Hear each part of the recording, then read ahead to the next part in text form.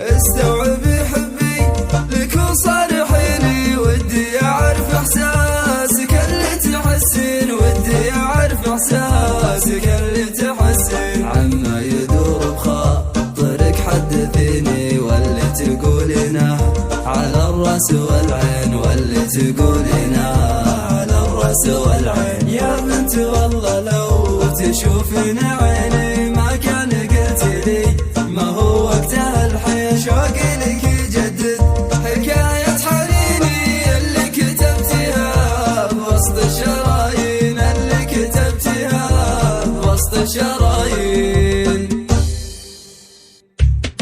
استوعب حبي لك وصارحيني، ودي اعرف احساسك اللي تحسين. عما يدور بخاطرك حدثيني، واللي تقولينه على الراس والعين، واللي تقولينه على الراس والعين. يا بنت والله لو تشوفين عيني ما كان قلتي لي ما هو وقتها الحين. شوقي لك يجدد حكاية حنيني اللي كتبتيها بوسط الشرايين، اللي كتبتيها بوسط الشرايين. بديت انا بديك مثل الجنيني، اكبر سلاح دامت لو تغيبين. حبك خذاني والقلق يحتويني، وانا شاد اني صرت ما بين نارين، وانا شاد اني صرت ما بين نارين. نار الغلا والحب داخل كنيني، ونار المخافة لو تقولين بعدين. بالله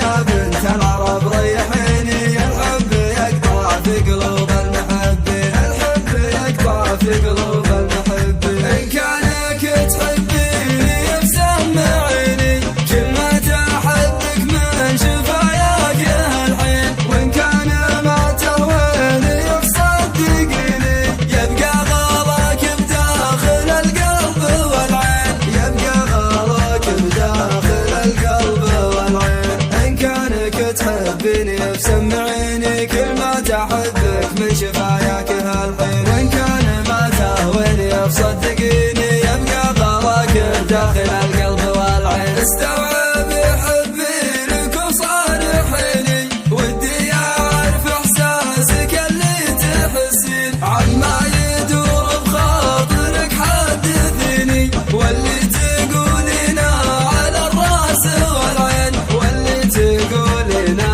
على الراس والعين. يا بنت والله لو تشوفين عيني ما كان قلتي لي ما هو وقتها الحين. شوقي لك يجدد حكاية حنيني اللي كتبتيها بوسط الشرايين، اللي كتبتيها بوسط الشرايين. بديت انا بديك مثل الجنيني، اكبر سلاح دامت لو تغيبين. حبك خذاني والقلق يحتويني، وانا شاد اني صرت ما بين نارين، وانا شاد اني صرت ما بين نارين. نار الغلا والحب داخل كنيني، ونار المخافة لو تقولين بعدين. بالله يا بنت العرب ريحيني، الحب يقطع في قلوب المحبين، الحب يقطع في قلوب المحبين. إن كانك تحبيني فسمعيني كلمة أحبك من شفاياك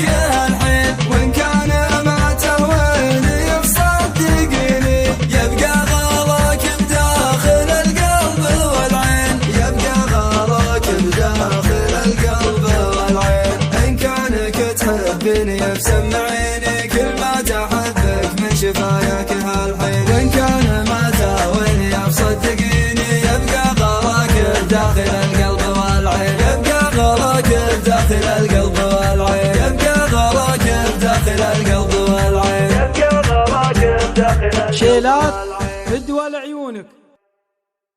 خالد وده يتعلم الشعر النبطي، وجرب يشارك في العديد من المجالس الشعرية، لكن الموضوع صعب على خالد.